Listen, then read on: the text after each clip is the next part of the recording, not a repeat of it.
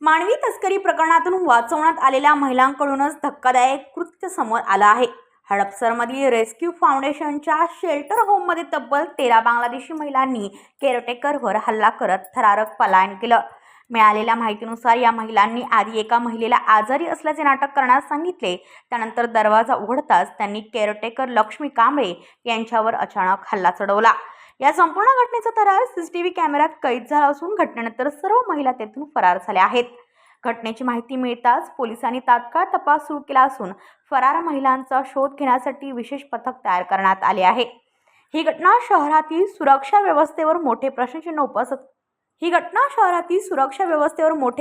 उपस्थित करत असून रेस्क्यू सेंटरमधील सुरक्षेबाबत गंभीर चिंता व्यक्त केली जात आहे। ब्युरो रिपोर्ट पुणे पनवेल वार्ता न्यूज। आपल्या परिसरातील बातम्या आमच्यापर्यंत पोहोचवण्यासाठी स्क्रीनवर दिलेल्या क्रमांकावर संपर्क साधू शकता। दूरध्वनी क्रमांक 8652414343।